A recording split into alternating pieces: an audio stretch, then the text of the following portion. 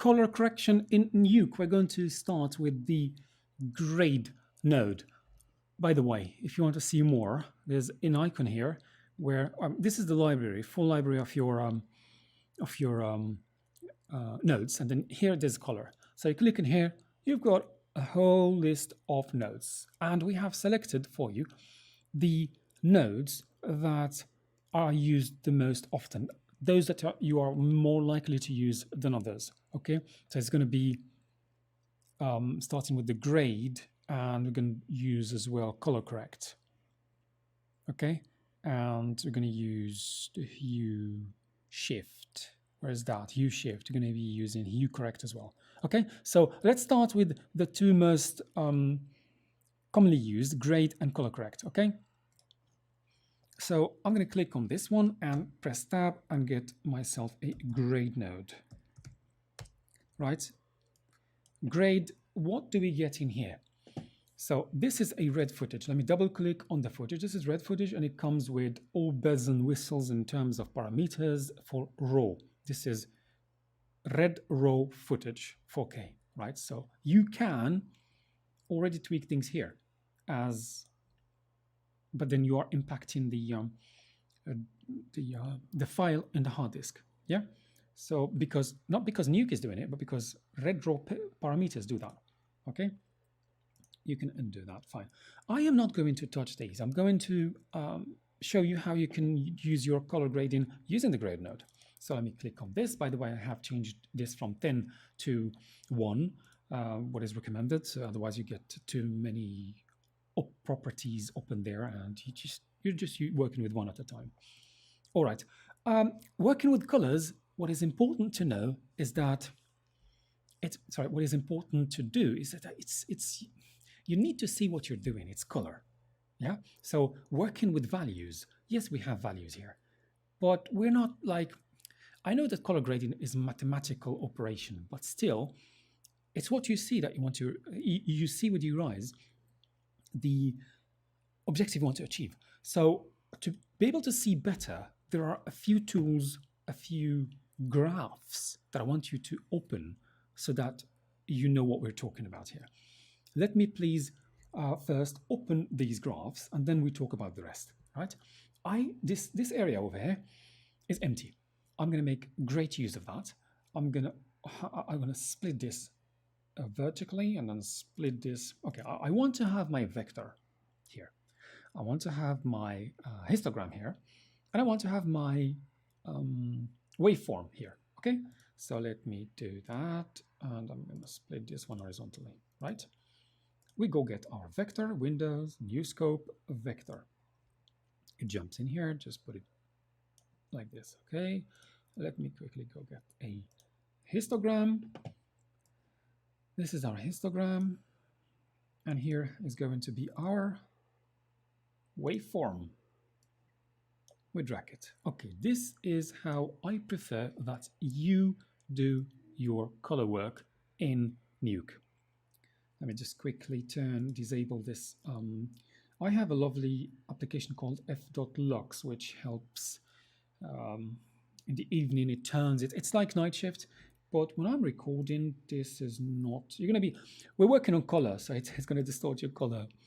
Okay, I just disabled it for another hour. Here we go. Okay.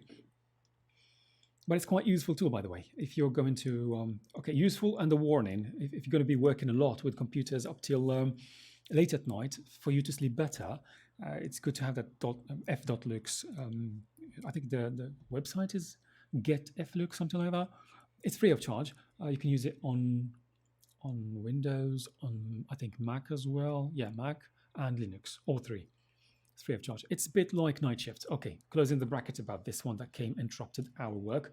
But a warning here, please disable it when you're working at night, or just make sure that your color grading doesn't happen in the evening, because otherwise you're going to end up with, oh, this is 2 oranges, because that's when it was open. That's the right time actually for this thing to pop up for us to talk about it, because a few people, actually it would be great if everybody uses it, because it really makes a difference in your life in terms of how well you sleep. The following day you really feel good. Good. Let's go back to our grading. This is going to be, of course, if you have a Mac, you've got the night shift, so you don't need that. Well, anyway, okay. Again, back again to the grading. Um, all right, now I have my stuff. I'm ready to look at the grade node. What can we do with the grade node? We have here a footage that has a certain values. And when I move in here around my cursor, you can see here, this is changing. But it's changing because the footage is not overexposed or too dark. It's changing just between 0 and 1. Actually 0 0.0 something, but the values are between 0 and 1. This is why when you come over here in the grade node, you're going to find 0, 1, 0, 1, 1, 0, 1. What is this story of 0 and 1? Now, if not, you're not familiar. If you're a beginner, I'm going to explain that. If you know it, fine, but it's worth going through this again, right? 0 is black. 1 is white. Okay, what I mean is really black. 0 is pure, or as we call it technically, absolute black. 0 is absolute black, 1 is absolute white. Okay, so is there something else? No, there's 0 and 1. There are values between 0 and 1, but there are also values less than 0, negative values, 0.3. What is that?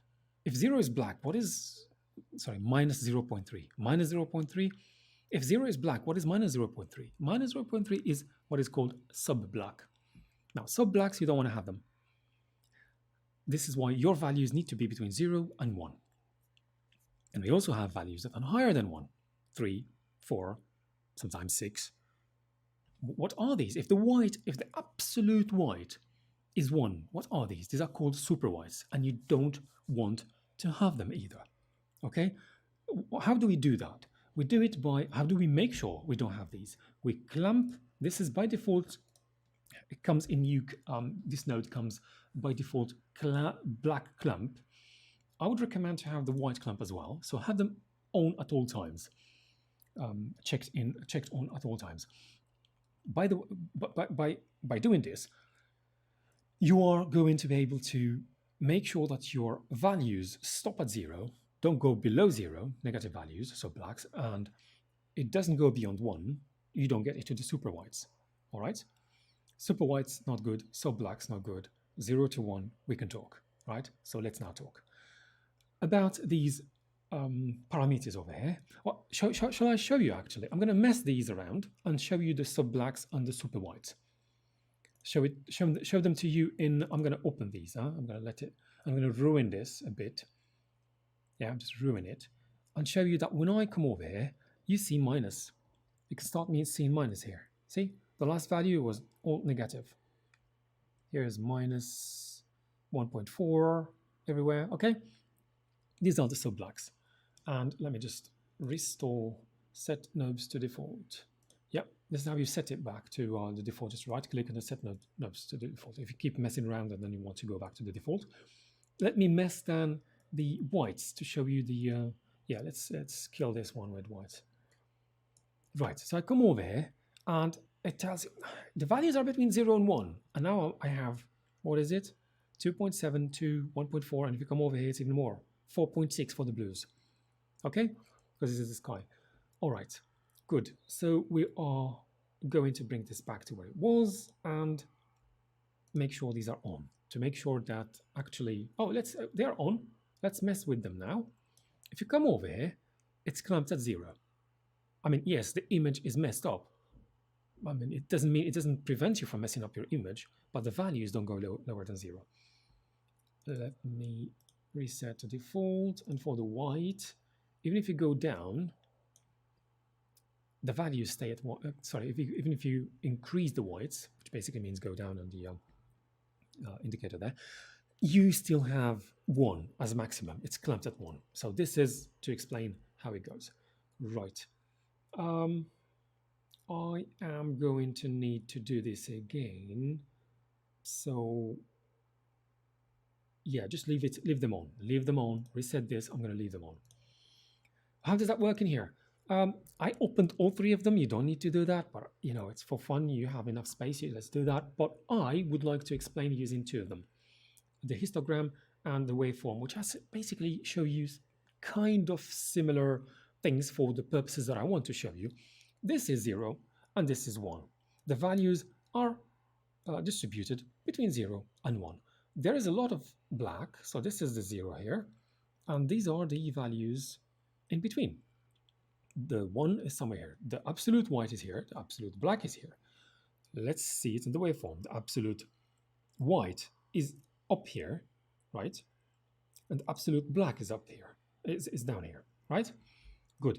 So because these are minus, and it shouldn't go more higher than 100. So you don't go lower than 0. All right. When we play around, let's mess again our footage. See what happens. Black point. Now it's time actually to not. It's not set. It's not messing our footage, but tell you what each one does. Black point. It leaves. It leaves the. Sorry. Okay. What it does, because you have the value here of 0. What if you look at it this way? You are telling Nuke, can you please, for all the pixels that have this particular value, make them black? So if I say, well, this is already 0. So if I tell Nuke, can you make 0, 0? Yes, it's already 0. But can you make 0.2 and anything between 0 and 0.2, make it 0, which basically means make it black. Everything in color correction is mathematical operation. So black point here, because if we just go back, if I move around, you see that most values are between 0 and 0.2, 0.3, and that's 0.0. Say here you've got 0.3 in the red. It's not much. It's on the lower spectrum. That's why you see them here. That's what you see in here. The 1 is here. Most of stuff it happens closer to 0, right? So if I bring this, see what happens in here, see what happens in here. It's going to get sucked by the 0, by the blacks. I move it up and you see that the shape is getting sucked. And it doesn't care actually about what pixel. Just the moment a pixel turns into this value, 0. Up till this value, it gets sucked. It becomes black. Same story happens for the whites. So these two do opposite things. And these two do opposite things. One for black, one for white, one for black, one for white. Okay? So black point does this. So white point is going to be the same. If I do like this, you're going to notice that I am telling you every pixel that has a value of up till 0. Not up till, sorry. We're starting from the 1 here. With the black, you're starting from the 0. Anything between 0 and your value becomes black. But here for the white, you're going down from the 1. Anything between 1 and 0.6, make it white. Because most pixels happen lower, closer to the 0, I'm going to have to go way down for this to start becoming obvious. See? And in the histogram, you can see it's getting sucked towards the 1. The pixels are getting, it's like you're using a vacuum cleaner, it is getting sucked in the vacuum. And when you look at the waveform, everything is being evaporated up. Let's just get it going up.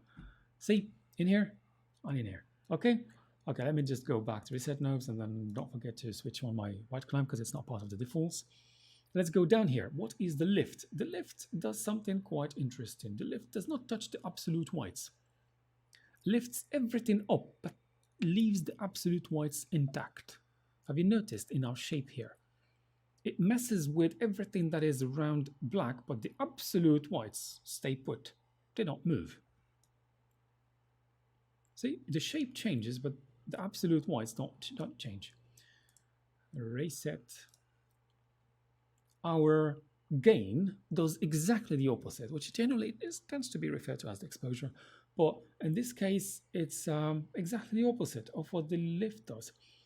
The lift, I'll just switch on this one. The lift keeps the absolute whites intact and starts lifting up the blacks. The gain does something else. It leaves the blacks, the absolute blacks, intact, and it sucks. And it sucks. It lifts up all the other values, everything else. See? Okay. That is multiply is just a mathematical operation, multiplier. So it's a bit like multiplying what you have. Offset is quite interesting. Um, Set stuff to default, and let's go back. Offset is quite interesting. It's the only parameter in here that does not care. It doesn't care about what, but all the others do care a little bit about the absolutes. Lift doesn't touch the absolute blacks. Was that it? Yeah, doesn't touch the absolute whites. Sorry, the lift doesn't touch the absolute whites, and gain doesn't touch the absolute blacks. Offset just doesn't care. It just moves the whole thing up. Let me just come over here. It lifts everything. It moves the whole shape. Everything moves up. It doesn't care. So this, you're going to need to be careful with this because I'm talking about big value. I'm exaggerating here things. This isn't color grading. I'm just explaining to you how each one works and that actually some of them, if not most, if not actually all, are just changed with very, very small values. Set nodes to default. Okay, so what you're actually doing, you're lifting everything up. Don't do this for compressed footage, please, because when you're lifting the blacks up, even the absolute blacks up, and you have a compressed footage, there's no detail there to be revealed. When you have raw, there is some detail to be revealed. So if I bring this one down, the black is gone, but you got much more detail revealed on the whites. If I bring this one up, you can see more of the smoke here, the details on the smoke. It doesn't mean this is the right setting. All I'm saying is there are details in the raw file, but not in compressed ones. Yeah, set node to default. And then the gamma is the well-known gamma. What it does is quite simple. It moves everything from the middle. So these others move from the top, and this one from the bottom, this one from, they move from the edges. This one just moves the whole thing. It doesn't care from where. And the gamma moves it from the middle. It kind of targets the midpoints. So what you're doing here, the shape, have you noticed, remains intact. It moves it from the middle. It's like a very gentle way of moving everything. That's why generally changing the gamma moves everything around. See? Let me just reset this and show you when you do this, the gain, it distorts the shape. I'm looking at the histogram. I'm using the histogram in this case. Lift the shape of our graph changes. The gamma stays as is. Yep. All right. So these are the main things to worry about in this node. Now we're going to move to another node.